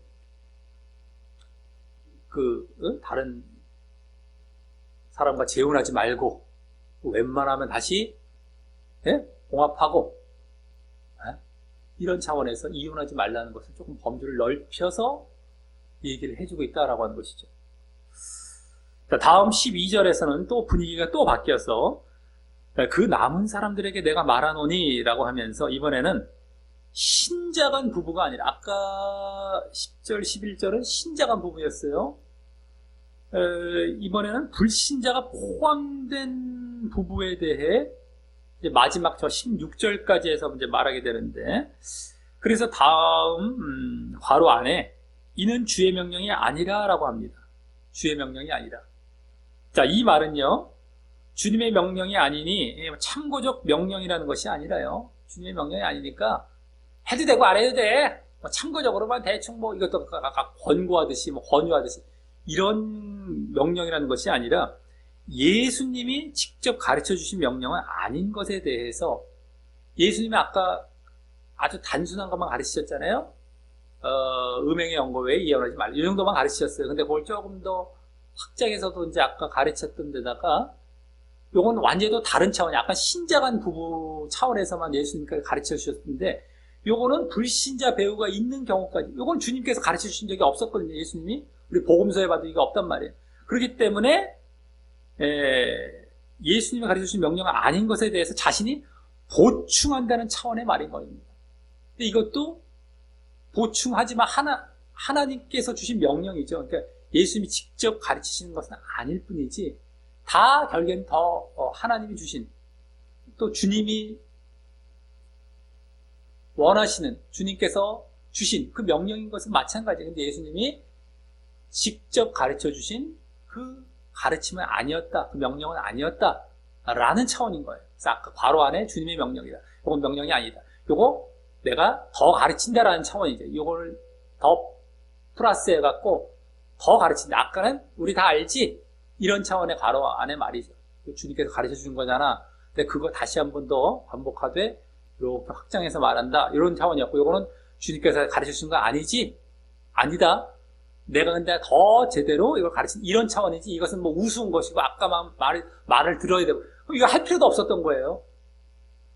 그걸 잘 봐야 됩니다. 주님 명령이 아니다, 주님 명령이다 이럴 때 이 말이 지금 무슨 뜻인지 잘 봐야 돼요. 예수님께서 직접 하신 것인지 아닌 것, 이걸 지금 말해주고 있는 것입니다. 자, 그럼 먼저 12절 하반절에서 13절까지 해서 말하는 명령을 이제 묶어서, 하나를 이제 쭉 묶어서 말하면, 거기에 이제 남편, 아내가 왔다 갔다 하면 똑같은 말을 반복하거든요. 그러니까 그것을 이제 묶어서 말하자면, 거기 12절 하반절부터 13절까지, 만일 어떤 형제나 여자에게 믿지 아니하는 아내나 남편이 있어서 그가 남편이나 아내와 함께 살기를 좋아하거든 그 아내나 남편을 버리지 말라라고 하는 것입니다. 즉 배우자 중 한쪽이 불신자인 경우인데, 여기 믿지 아니하는 이잖아요. 그래서 배우자 중 한쪽이 불신자인 경우인데 그 불신자인 배우자가 신자인 배우자와 같이 살고자 하면 버리지 말라라는 것이에요. 불신자인 배우자가 그냥 막 같이 살고 싶어요. 믿지는 않고 있는 상황인데 여기 믿는 신자 배우자와 같이 살려고 해요. 그럼 버리지 말라라는 것이죠. 그리고 그 이유에 대해 14절 맨 앞에 왜냐하면이라는 말이 생략이 되어 말하는 것이 중요한데요. 그 이유가 이제 중요합니다. 이 또한 이제 묶어서 말하자면 14절 이제 묶어서 말하자면 믿지 아니하는 남편이나 아내가 그 아내나 남편으로 인해서 믿는 아내나 남편이 됐죠. 믿는 아내나 남편으로 인해서 거룩하게 되기 때문이라는 것이고요. 또 거기에 덧붙여 그렇지 아니하면 너희 자녀도 깨끗이 못하니라. 그러나 이제 거룩하니라 라는 것 때문입니다. 자, 여기 거룩하게 된다, 또 깨끗하게 된다. 같은 이제 두 번, 이렇게 자녀에 대해서는 이게 또 달리 두 번 말했지만 같은 차원입니다만, 그 말은요, 지금 신자와 불신자 간의 관계 가운데 말하고 있기 때문에, 그죠? 지금 신자 배우자, 불신자 배우자 이러면서 그 가운데 거룩하게 된다, 깨끗하게 된다라는 것을 말하고 있기 때문에, 믿음을 갖게 된다는 것과 함께, 그러므로 믿음을 가지고 어떻게 돼요? 죄사함을 받아서 거룩하고 깨끗게 된다는 것을 말한 것으로 볼 수 있는 것이고요. 그죠? 불신 배우자가 신자 믿는 배우자를 통하여서 믿음을 가져서 죄사함 받아서 거룩하게 되고, 그러니까 불신자가 믿는다는 그 차원이 되는 것이죠. 그래서 불신 배우자나 자녀들까지도 이제 믿음을 가져서, 여기서 자녀들도 깨끗게 되고 거룩게 된다라고 했잖아요. 그러니까 자녀들까지 둘 다 이제 믿게 되면 자녀들까지도 믿게 되면서 그 믿음을 가져 구원으로 나아가게 할 수 있으니 그렇게 아까 버리지 말라라는 것입니다. 특별히 여기서 뭡니까? 거룩의 가능성이 아니에요. 여기 지금 뭐 거룩게 된다라고 했을 때 그 믿음을 이제 갖는다라는 차원이긴 하지만, 어쨌든 간에 거룩해 될 수 있다 라는 어떤 가능성으로 말한 것이 아니라 거룩해 된다, 아예 그냥 단정 짓듯이 기정사실로 말한 것을 보면은요, 이 불신 배우자가 그 신자 남편이나 아내의 신앙에 반감 없이 호감을 보이며 이렇게 같이 살고자 한 경우라고 할 수 있죠. 반감을 가진 건 아니라고 볼 수 있는 겁니다. 네? 그러니까 또 같이 살라고 했죠. 즉 믿는 배우자가 믿음이 있다는 걸 알아요. 근데 그 불신 배우자가 그 믿음이 있는 걸 싫어하지 않아요. 그러면서 같이 살고자 하는 거예요. 그런 경우를 말하지, 막 믿음이 싫어갖고 믿는 게 싫었다면 벌써 뭐 같이 살고자 하지도 않았겠죠. 그러니까 믿음도 어느 정도 반감 갖지 않고, 그걸 또 뭐 아주 호감이 아닐지라도 그걸 나름대로 허용하고 용납하고, 그래서 결국에 뭐 호감 차원도 될 수 있고, 그래서 어쨌든 간에 이렇게 했을 때에 결국에는 믿는 자가 이를 전도하고 해서 믿게 되는, 여기 기정사실로 말했지 않습니까? 그러니까 반감이 아니라 호감을 갖는 차원에서. 왜냐하면 뭐 무조건 배우자라고 믿는 건 아니거든요. 어쨌든 간에 반감이 없어요. 일단 최소한 반감이 없어요. 그러다 보니까 불신 배우자도 믿고 기정사실처럼 말했단 말이에요. 그런데 자녀들까지도 이렇게 되기 때문에 버리지 말라는 거예요. 그들 이제 전도하라는 거죠. 네? 자, 다음, 그러니까 이제 요런 경우는, 예수님의 가르침에서는 더 세세하게 여기까지 가르치지 않으셨잖아요. 근데, 사실 그 원리로 봤을 때에, 뭡니까? 그가 정말 전도가 되고 결국에는 영혼 구원을 받는다면 그것은 주님의 뜻과 반대되지는 않습니다. 그렇기 때문에 바울 사도가 그걸 근거로 해서 가르치고 있는 것이지, 이건 막 주님의 명령도 아닌데 자기 맛대로 뭐 이런 것이 아니에요. 주님의 벌써 다 그 뜻에 안에서 지금 이것을 더 세부적인 것으로 더 디테일하게 좀 더 궁금해할 수 있는 것에 대해서 답변을 주고 있는 것이죠. 그리고 이 불신 배우자 같은 경우는 둘 다 불신으로 시작을 했다가 한쪽이 믿게 된 경우가 더 이제 유력하다고 볼 수 있겠죠. 둘 다 불신이 됐다가 결혼했는데 한쪽이 믿게 됐어요. 근데 이쪽이 그걸 싫어하진 않아. 계속 같이 살고 싶어. 이런 경우가 더 유력하다고 볼 수 있고, 처음부터 불신자와 신자가 막 이것도 뭐 아예 해당하지 않는 건 아닙니다만서도 이가 결혼하기 전부터도 어떻게 돼요? 그냥 너 믿음에 대해서 반감을 갖지 않고 반대하지 않는다. 너와 같이 살고 결혼하고 싶다. 이렇게 여기도 해당이 될 수 있는데, 여긴 지금 결국에는 지 혼자 위주로 이제 말을 하고 있기 때문에 그렇게 볼 수 있다라고 하는 것이죠. 네? 처음부터 이제 아예 뭐 믿지 아니하는 자와 신자와 불신자가 결혼했다기보다도 둘 다 불신자였다가 한쪽이 믿게 된 경우가 이제 더 유력하다고 볼 수 있다라고 하는 것이죠. 자, 다음 15절은 맨 앞에 그러나 라는 말이 생략돼요. 또 앞서가는 다른 경우를 말합니다. 바로 거기에 혹 믿지 아니하는 자, 불신 배우자를 말하죠. 불신 배우자가 갈리거든, 갈라지고자 하거든 갈리게 하라면서 다음 그 이유 차원에서 형제나 자매나 이런 일에 구속받을 것이 없느니라. 그러나 하나님은 화평 중에서 너희를 부르셨느니라 라고 합니다. 자, 이 말에서 여기 맨 뒤에 말한 그러나 하나님은 화평 중에서 너희를 부르셨다라는 말을 그 앞에 말들 중 갈리게 하라 라는 것과 반전을 이루어서 그래도 웬만하면 갈리지 말라라는 의미로 받아들이기가 쉬운데요. 우리가 갈리게 하라, 구속받을 것이 없다. 그러나 화평 중에서 부르셨으니까 갈리지 말라.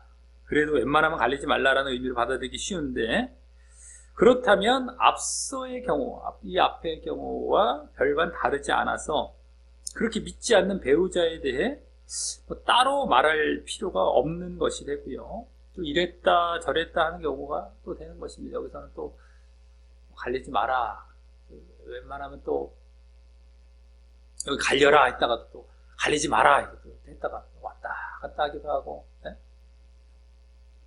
아까 또 와도 별 차이가 없어 보이게 되죠. 불신자나 뭐 신자나 그럼 두 번 여기서 말할 필요가 없어요. 웬만하면 다 그냥 다 살아 그냥. 안 살라고 해도 살고, 불신 배우자가 너랑 안 살라고 갈라지려고 해도 무조건 데리고 살고, 갈라지려고 해도 무조건 안 갈라지려고 하면 뭐 당연히 살고, 그렇게 한번 말을 하면 끝날 텐데 그냥 무조건 살아. 불신 배우자가 있어도 좋아하건 싫어하건 간에 무조건 살고 그냥 무조건 전도해라 라고 그냥 한마디로 그냥 딱 끝날 수가 있을 텐데, 이걸 따로 말하면서 이렇게 지금 이걸 말하고 있다는 거기 때문에 이게 좀 그 의미가 좀 이상해지죠. 또 그리고 이제 이랬다 저랬다 여기서도 뭐 갈라져라 했다가 또 막 아닌 것 같기도 하고. 자, 그래서 그 말은 갈리게 하라라는 말의 반전이 아닌 그 뒤에 나온 구속받을 일이 없다. 구속받는다는 것은 더 정확하게 종될 일이 없다. 거기에 내가 막 마찬가지예요. 예속될 일이 없다라는 말의 반전으로서 그 구속 대신 화평이란 말의 원어상 다른 의미인 고요, 안식을 위해 하나님이 너희를 여기 부르셨다. 즉 믿음을 허락하셨다는 거죠. 부르셨다는 것은 너희를 이제 믿음으로 이제 들어오게 하셨고, 이제 믿음 허락하셨다.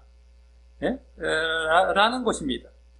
그러므로 그 말은 갈리게 하라라는 것의 당위성을 더 보여주기 위한 말이 되는 것이죠. 갈리게 하라. 너희들, 즉, 뭡니까? 그걸, 갈리게 하라는 것의 당위성을 더 보여주기 위한 말이 되는 거예요. 즉, 그런 불신 배우자가 갈리려고 하는데, 예? 막 이렇게 이혼하고 떠나려고 하는데, 거기에 구속받지 말고, 여기 화평, 뭐 평화와 안식, 고요와 안식을 찾아서 갈리게 하라라는 말이 돼요. 너 구속받을 것이 없다. 그러나 화평을 이것이 아니고 이것을 위해서 이거죠. 너희가 구속이 아닌 고요를 위해서 이렇게 not A but B. 영어에서는 그렇게 not A가 아닌 B, but B. but을 그러나라는 게 but. 그걸 이게 아니라 너희들 구속받지 말고 이걸 위해 갈리게 하라. 근데 우리는 흔히 얼핏 보면은 그러나라는 걸 갈리게 하라. 아예 갈리게 하지 마. 이걸로 보기 쉬운데 구속받게 하는 거 그거 말고 너희들 요게 돼야 된다는 것이 요게 지금 요 말이 지금 더 제대로 여러 가지 봤을 때 맞다라고 하는 것입니다. 그러니까 갈리게 해. 그 이유로서 너희들 거기에 구속받을 것이 없고 너희들 평화와 고요를 너희들 가지도록 너희들 이제 믿음 허락하신 것도 그런 차원이지. 거기서 막 너희들 막 매여갖고 그거 막 믿게 하려고 하다가 막 거기에 매여서 너 종되고 너희는 평화와 고요와 안식을 위해서 거기에 막 구애받지 말고 그걸 위해 부르는, 그러니까 갈리게 해, 이런 차원이 맞다는 거예요. 갈리게 하라는, 그래도 화평을 위해 그랬으니까 갈리게 하지 마, 이런 게 아니란 말이죠. 잘 봐야 돼요.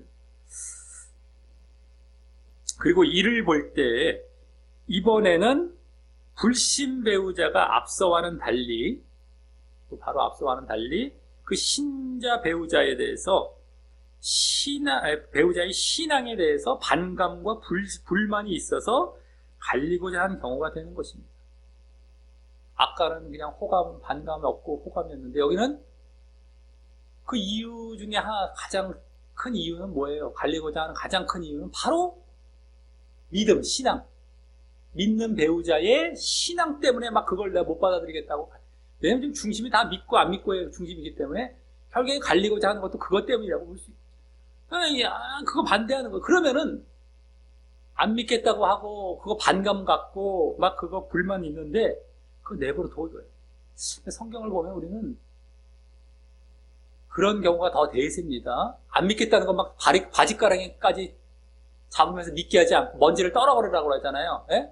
동네에 가서 너희를 저거 영접하지 않고 먼지를 떨어버려라 애들 안 믿겠다는 사람들에 대해서 듣던 안 듣던 너희는 전하라라고 그러잖아요. 예? 듣던 안 듣던 이런 것들도 그렇고 그걸 막 구걸하라고 그러지 않고 안 믿어도 않고 뭐 너 알아서 해 뭐 이거예요.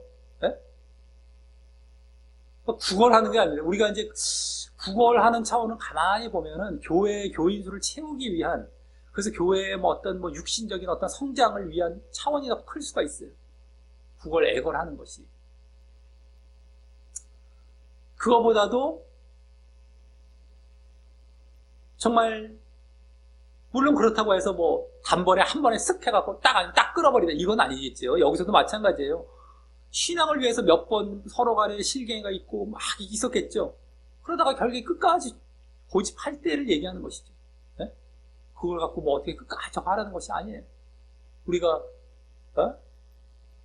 저것도 마찬가지고 그게 이제 전체적으로 어쨌든 간에 거부하는 상태가 되는 거예요. 이제 나중에는 처음부터 막상 거부했다가 딱 잘라버려라 이게 아니라 전반적으로 봤을 때 결국에 거부하고 있는 상황. 그걸 얘기하죠. 이래도 해보고 저렇게도 해보고 다. 근데 그 이후에도 가지가랑이 붙들고 있지 말고 딱 놔줘라. 이런 차원이 좀 대세 더 맞다라는 거예요. 여기서도 지금 그런 차원이 되는 것이죠. 불만이 있고 반감을 갖고 하는 거, 그래서 갈리고자 하는 거 내버려 두라는 거예요. 자, 그리고 다음 16절은 맨 앞에 왜냐하면이라는 말이 생략돼요. 그 이유로서 이 또한 이제 묶어서 말하자면 거기 아내나 남편 된 자여 내가 남편이나 아내를 구원하려는지 어찌할 수 있느냐라는 것 때문이라는 것입니다. 자, 이 말도 불신 배우자에 대한 구원의 가능성을 말하려고 하는 것이 말이 아니라요. 너 구원할지 안 될지 어떻게 알아? 그 구원의 가능성 쪽으로 구원할 수도 있잖아 라는 쪽으로 지금 말하는 것이 아니라 오히려 그 반대로 구원의 어려움 쪽에서 하는 말입니다. 구원의 어려움 쪽에서. 그러기에 구속받지 말고 갈리게 하라는 차원에서 말입니다. 너희들 내가 그렇게 한다고 해서 그렇게 지금 막 갈리고자 하는 자들에 대해서 너가 그렇게 한다고 해서 구원하려는지 어찌 알 수 있냐? 아내는 남편 자요 불신 배우자를 갈리고자 하는 그러한 막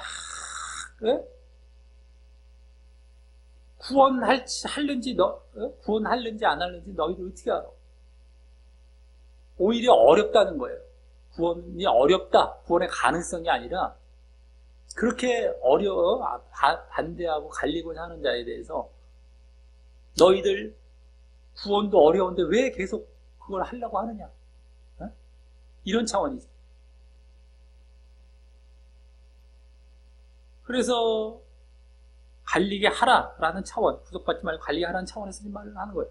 그래서 이 또한 이번에는 앞서 14절에 거룩해 된다는 말의 의미와는 다르게 말입니다. 아까 거룩해 된다는 것은 구원하는 차원이었죠. 14절에서 앞서 믿겠다라는 자, 그냥 함께 살겠다라는 자들은 그들을 거룩해 한다, 구원케 한다라는 건데 여기서는 그게 아니라 반대로 구원하는지 어떻게 아냐? 오히려 그들을 구원하는 쪽이 아니라 너희도 그렇게 한다고 구원한다는 보장이 있겠냐는 구원한다는 보장이 있겠냐? 그러니까 오히려 갈리라라는 차원, 갈리라는 차원. 너희도 그거 할 수도 없으면서 구원할 믿음 갖게 하고 뭐 구원할 수도 없을 거면서 거기에 구속받고 너희들 평화를 잃어버리고 하지 말고 갈리게 하라 이런 차원이 되는 것이죠. 즉 그 불신 배우자가 지금 신자 배우자의 신앙에 대해 불만을 갖고 그래서 갈리고자 하는데 그것을 붙들어 둔들 그가 믿게 되겠느냐? 너만 구속받고 안식과 화평을 얻지 못하게 된다라는 것이죠. 그래서 오늘 결혼에 대한 가르침 중에서 이 경우만 지금 몇 가지 경우가 쭉 나왔어요. 미혼자에 대해서도 2가지, 기혼자에 대해서 뭐 2가지 이렇게 나오는데 막 지금 이 경우만 이혼을 허락하는 경우가 되는데요. 이혼을 허락하는 경우가 되는데 그럼 이 경우는 예수님께서 음행의 연고 외에 이혼하지 말라라는 가르침에 위배되는 것은 아닌가 생각할 수 있습니다. 위배되는 건 아닌가? 그런데 가만히 보면 음행이라는 것이 육체적인 음행뿐만 아니라 영적인 음행도 있기에 육체적인 음행보다 영적인 음행은 훨씬 큰 거죠, 사실입니다. 육체적 음행은 그냥 뭐 육체적으로 한다지만 영적인 것은 하나님을 떠나는 음행이에요. 믿음을 떠나는 음행. 네? 그래서 그것도 있기에 그 경우에는 이 불신이 뭐예요?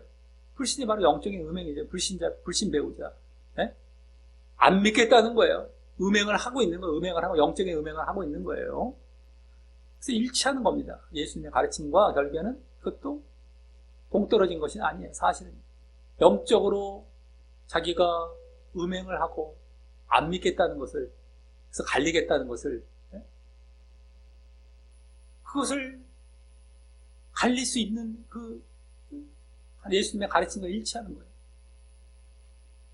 그래서 바울 사도는 지금 예수님의 가르침에서 벗어나지 않으면서도 이렇게 좀 새로운 차원에서 가르침을 주고 있다라고 하는 것입니다. 아까도 그렇고요. 예수님의 가르침에서, 하나님의 가르침에서, 그 원리에서 벗어나지 않으면서도 좀 디테일하게 세부적으로 새롭게 이런 헷갈릴 수 있고 궁금해할 수 있는 것에 대한 가르침을 주고 있다라고 하는 것입니다. 이렇게 그냥 영적인 음행을 하고 있어요. 자기가, 배우자가. 육적인 음행도 이혼할 수 있는 이유가 되는데, 영적인 음행까지 하고 있는 걸, 이혼할 수 있는 이유가 되는 것입니다. 그렇기 때문에 이런 경우 관리게 하라. 라고 지금 가르쳐주고 있다라고 하는 거예요. 자, 그리고 12절부터 여기까지도 앞서 10절, 11절의 그 기혼 부부처럼 명령이에요, 명령으로서 지침이 아닙니다. 아까 9절까지는 지침이 되었어요. 독신, 결혼, 이거 다 둘 다 될 수 있고 하는 지침이었다. 여기서 명령이에요. 이것만 해야 돼. 이것만 이렇게 하는 명령으로서 이렇게 따르라라는 것이고요. 또 결국 불신 배우자의 믿음과 구원과 관련하여, 또 불신 배우자뿐만 아니라 또 믿는 배우자의 또 믿음을 위해서도 또 들어가 있죠. 그렇게 믿음과 구원과 관련하여 이혼 여부를 가르쳐준 명령이 되는 것이다라고 하는 겁니다. 결국에는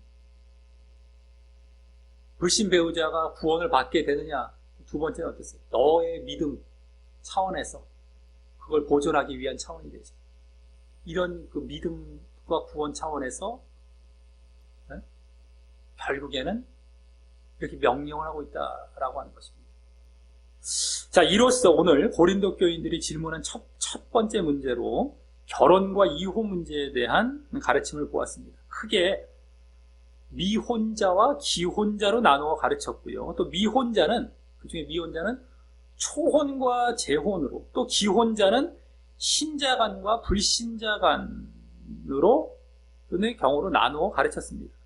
그중 먼저 미혼자인 초혼과 재혼의 경우는 음행 문제와 관련하여 음행에 대한 절제와 극복의 은사가 있다면 독신도 좋지만, 그렇지 않은 그 음행 문제를 합법적으로 극복하며, 그렇지 않은 경우 이제 음행 문제를 합법적으로 극복하며 거룩을 유지하는 그런 방법으로 그 결혼이란 지침을 가르쳤습니다. 결혼이라는 것, 음행 해결되고 거룩을 유지하는 것, 이것이 중요해요. 그래서 결혼을 이런 지침으로 가르쳐. 지침, 명령이 아니라 지침이었어요. 독신도 되고 이것도 되는데, 결혼이라는 걸 막 하는 것이 아니라 음행을 해결하는 차원에서의, 거룩을 유지하는 차원의 지침으로서. 다음 기혼자는 이번에는 이혼과 관련하여, 아까는 음행 문제와 관련이 됐다면 이번엔 이혼 문제와 관련이 됩니다. 이제 이들은 음행은 뛰어넘은 상태가 돼서 이혼 쪽으로 가죠. 이혼 문제와 관련하여 또한 이번엔 명령의 지침이 아니라 명령입니다. 명령, 반드시 이렇게 해야 되는 거. 명령으로서 신자간 부부에 대해서는 주님의 명령과 같이, 예수님의 가르침과 같이 이혼하지 말고, 그게 이제 예수님의 가르침이었죠. 이혼하지 말라. 또 혹 갈려도 재혼치 말라. 그 명령을 했고요. 다음, 불신자가 포함된 부부에 대해서는 둘 다 신자가 아니라 둘 중에 한 명 불신자인 경우, 불신자가 포함된 부부에 대해서는 불신 배우자가 같이 살고자 하면 그들의 믿음과 구원을 위해 버리지 말고, 믿음과 구원 때문에 너희들이 그들을 거룩해. 자식까지도 믿음과 구원, 이러한 믿음과 구원 때문에. 또 반면 불신 배우자가 갈리고자 하면 그들의 믿음과 구원의 어려움을 전제하며 믿는 배우자의 그러한 화평한 믿음, 고요한 믿음의 유지, 믿는 배우자의 그것을 위해 이혼을 허락했다라고 하는 것입니다. 오늘 5가지 정도가 나온 거죠. 네. 미혼자는 초혼, 재혼, 기혼자는 어떻게 돼요? 신자간, 그 다음에 불신자 배우자가 포함돼서 2가지는 안 해요. 그들이 살기를 좋아하고 또 싫어하는데 5가지가 나와. 하나, 둘, 셋, 넷, 5가지가 나와. 쭉 경우가 나왔다. 자, 그래서 이를 종합해 보면 오늘 이 지침이나 또 명령은요, 지침이기도 했고 또 이쪽은 명령이기도 했어요. 기혼자에게 명령이었고, 미혼자 쪽은 다 좀 지침이었고, 기혼자 쪽은 명령이었어요. 그것은 음행 문제나 이혼 문제를 배경에 두고, 음행 문제와 이혼 문제가 다 뒤에 배경이 있어요. 미혼자에게는 음행, 기혼자에게는 이혼, 이게 이제 배경이었어요. 그걸 배경에 두고 그 핵심이 배우자 간의 거룩을 유지하기 위한 것과 또 믿음과 구원을 위한 것을 근거로 나온 것들임을 알게 되는 것입니다. 미혼자에게는 거룩을 유지하는 차원에서 지침과 이제 그 다음에 이건 뭐예요? 기혼자에게선 믿음과 구원을 위해서 이혼하지 말라. 기혼자에게 이혼 문제죠. 믿음과 구원을 위해서 이혼하지 말라. 미혼자에게는 음행 문제죠. 거룩을 유지하기 위해서 너희들 결혼하라. 이러한 차원. 그러니까 거룩을 유지하거나 결국에는요, 믿음과 구원을 위하거나 이런 쪽으로 이제 더 이제 쫙 가고 있다는 거예요. 자, 근데 그것들은 모두 다 어떤 겁니까? 영적인 것들이죠. 거룩을 위해서 미혼자들에게는, 기혼자들에게는 믿음과 구원을 위해서 다 영적인 것들이에요. 믿음, 영적인 걸 대표해요. 거룩, 믿음, 영적인 것. 자, 이는 지난주까지의 여러 문제들의 핵심과도 다시 유사하거나 일치하는 것입니다. 지난주까지의 그 1장, 6장까지의 4가지 문제들, 그것의 핵심과도 다시 유사하거나 일치하고 있어요. 그게 뭐예요? 영과 육의 문제, 거룩과 죄의 문제였잖아요, 그때도요. 그 중에서 구원받는 쪽의 핵심이었던 영과 거룩이죠. 영과 거룩.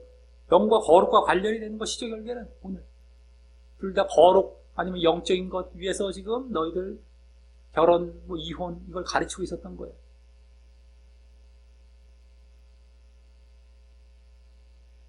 거룩을 위해서 음행의 문제를 해결하고 거룩을 위해서, 이쪽은 그 배우자의 믿음과 구원, 믿음을 위해서 너희들은 그 배우자 각각 간의 믿음과 구원, 거룩과 영적인 문제들, 거룩도 다 영적인 거 다 들어가고요.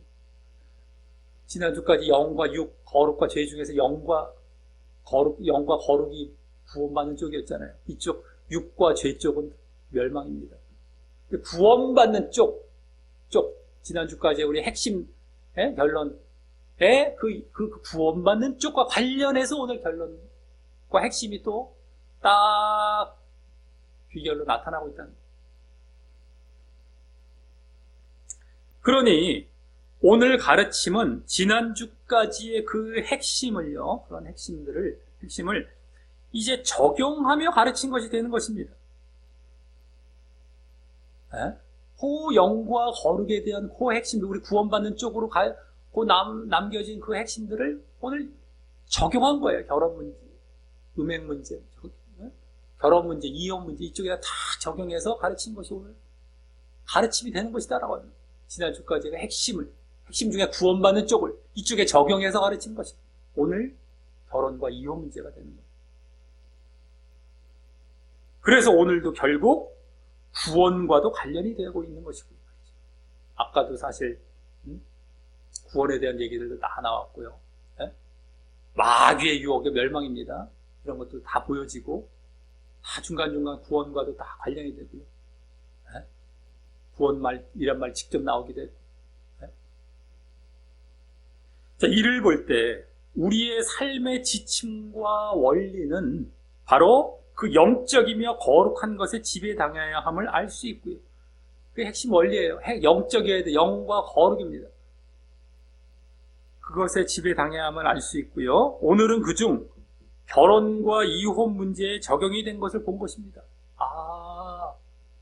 그 영과 거룩의 이제 그 문제, 지난주까지의 결론, 구원받는 쪽의 결론이 오늘 결혼과 이혼 문제에 그대로 적용이 된 것이 우리 모든 삶의 지침과 원리는 이것이 되어야 되는데 결혼과 이혼에서도 바로 그것을 중심으로 해서 참 가르치고 있어요. 바울 사도가 하나님의 영감을 받아서 물론 가르치기도 하고 있지만 거기서 벗어나지 않고 있죠. 그대로 그거죠. 영과 거룩의 차원에서 그대로 바울이 알고 가르칠 수도 있고요. 그것까지 다 아니면 가르치다 보니까 우리가 딱 그걸 갖다가 해석하고 연구하다 보니까 우리는 알게 된 걸 수도 있고요. 어찌됐든 간에 벗어나지 않습니다. 당연하지. 하나님 가르침이고 다 그게 일치되고 다 벗어나질 않는데 그러니까 더더욱 영적인 가르침이고 더 하나님의 말씀은 정말 영적인 말씀에다가 정말 이것은 뭐 어디다 비교할 수가 없어요. 이런 걸 찾아 나가야 돼. 이게 거짓으로 지어진 거라면 이렇게 결론이 나와지질 않아요. 육신적으로 적당히 지금 막 교인들 모으려고 하는 교회의 거짓 가르침처럼 이렇게 막 적혀 있던가 다른 종교의 그런 어떤 육신적인 가르침으로 꽉 차 있겠죠. 전혀 그렇지가 않아요. 어디를 봐도요.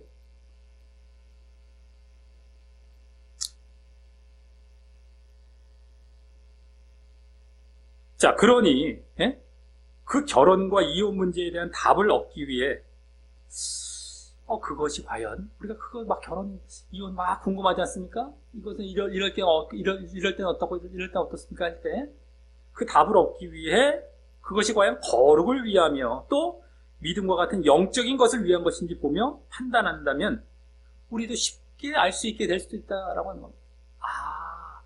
이런 경우는요. 근데 그 영과 거룩을 딱 적용했을 때 1차원으로 딱 택하면 맞는 거예요.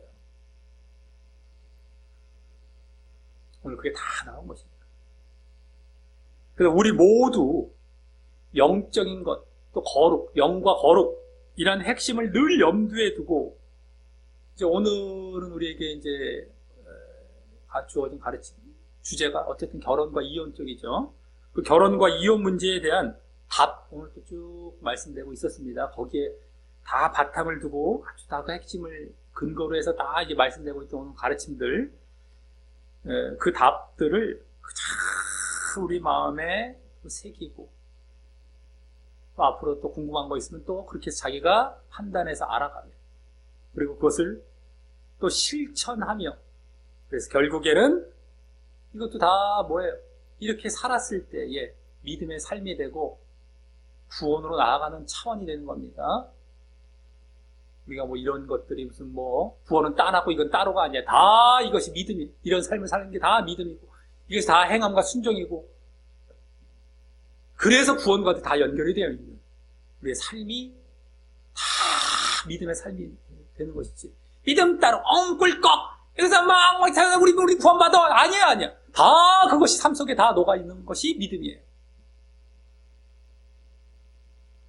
지금 잘못 가르쳤기 때문에 지금 사람들이 전혀 따로 살면서 구원받을 줄 알고 다 지옥 가고 왔어요. 다 지옥 가고 있어요.